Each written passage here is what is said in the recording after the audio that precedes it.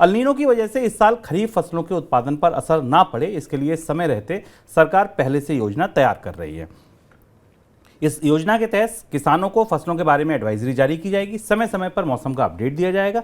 इस काम के लिए कृषि मंत्रालय मौसम विभाग के साथ मिलकर काम कर रहा है। आशंका यह है इस बार कि मानसून सीजन के दौरान मौसमी घटनाक्रम अल नीनो का प्रभाव दिखेगा, जिस वजह से मानसून सीजन में बरसात की कमी रह सकती है।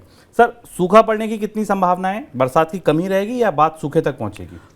शुभम, दो तरीके के अनुमान हमारे सामने हैं, आईएमडी और स्काईमेट के, और दोनों के अनुमान लगभग एक जैसी बात कह रहे हैं। पर भारत की जो सरकारी मौसम एजेंसी है, भारतीय मौसम विभाग, वो खुलकर ड्राउट शब्द का या सूखे का इस्तेमाल नहीं कर रहा। लेकिन अगर आप आंकड़े को करीब से देखें तो आईएमडी का जो पहला अनुमान आया था वो ये बताता था कि भारत में एल नीनो की संभावना जून, जुलाई और अगस्त में 70% है, और जुलाई, अगस्त और सितंबर में इसकी यह संभावना बढ़कर 80% हो जाएगी। यानी भारत की जो प्रधान मौसम एजेंसी है वो मान रही है कि एल नीनो आने वाला है। जबकि स्काईमेट ने यह घोषणा की है या ये भविष्यवाणी की है कि भारत में 60% तक सूखे की संभावना है। सूखे को आप कई तरीके से समझ सकते हैं। सूखे का मतलब अकाल या पूरे देश में सूखा नहीं होना। यदि देश के कुछ हिस्सों में भी सामान्य से काफ़ी कम बरसात हो तो उनके लिए सूखा ही होता है, और हर साल ये परिस्थिति बनती दिखाई देती है। इस बार ये बात इसलिए उलझी हुई है क्योंकि अगर भारत में जून, जुलाई और अगस्त, सितंबर के 4 महीनों में एल नीनो की संभावना अगर हम औसत मान लें दोनों आंकलनों का, आईएमडी के और स्काईमेट के, तो एल नीनो की संभावना का प्रतिशत 70% बनता है। और 70% की संभावना के तहत देश के एक बड़े हिस्से में सामान्य से नीचे बारिश होने की संभावना है, जो लगभग सूखे और सूखे जैसी परिस्थिति होगी। इन वैज्ञानिक बहसों के बीच सरकार इस बात की तैयारी कर रही है कि वो इसके मामले में एक आकस्मिक योजना बनाए, कंटिजेंसी प्लान बनाए। और चूंकि एल नीनो को लेकर आशंका इसलिए ज़्यादा है कि भारत के इतिहास में जितने भी सूखे पड़े उसमें से 70% सूखे की वजह अभी से लेकर पिछले 100 सालों तक के इतिहास को भी अगर देखें तो जब भी एल नीनो आता है तो दुनिया के बड़े हिस्सों में सूखे का असर होता है, और भारत के अधिकांश सूखे की वजह एल नीनो ही रहा है। इस बीच केंद्रीय वित्त मंत्री निर्मला सीतारमण ने खाद्य महंगाई के लिए मौसमी फसलों की सप्लाई बिगड़ने को जिम्मेदार बताया। उन्होंने कहा कि मौसमी फसलों की सप्लाई की समस्या से महंगाई बढ़ी है और इस महंगाई को कम करने के लिए सरकार हर संभव प्रयास कर रही है। सर, सरकार जितना चिंतित दिख रही है उतना आरबीआई अपनी पॉलिसी में चिंतित नहीं दिखा। दोनों के बीच इतना विरोधाभास क्यों? हाँ, ये एक अजीब सी असहमति दिखाई देती है।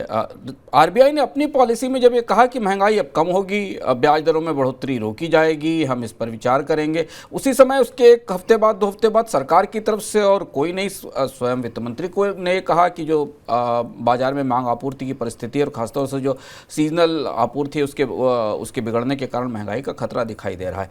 ऐसा लगता है कि रिजर्व बैंक और सरकार एक मत नहीं है महंगाई की संभावना को लेकर, लेकिन वास्तविकताएं अगर आप एमपीसी कमेटी के मिनट्स पढ़ें या आंकड़े देखें तो उनमें दिखाई दे रहा है कि महंगाई की संभावना नए सिरे से बढ़ रही है। इसके ऊपर एक महत्वपूर्ण संदर्भ एल नीनो का या आने वाले संभावित सूखे या बारिश की कमी का भी है। इसके अलावा कुछ ऐसी कमोडिटीज़ जिनमें महंगाई नहीं थी उनमें वापस महंगाई लौट रही, जैसे चीनी पर हमने हाल में ही बात की थी, चीनी की कीमतें बढ़ रही, दूध की महंगाई बढ़ रही है।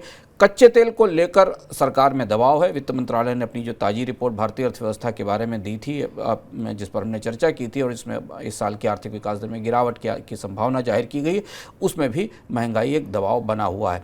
अब यहाँ से वित्त मंत्रालय की तरफ से कहने के बाद रिजर्व बैंक के ऊपर निगाहें होंगी कि रिजर्व बैंक अपनी अगली मौद्रिक नीति में महंगाई को कम होता हुआ देखेगा या महंगाई को बढ़ता हुआ देखेगा। लेकिन फिलहाल दोनों हिस्सों के लिए, मौद्रिक हिस्से के लिए और फिस्कल हिस्से के लिए, सरकार के दोनों हाथों के लिए महंगाई सबसे बड़ी चुनौती है।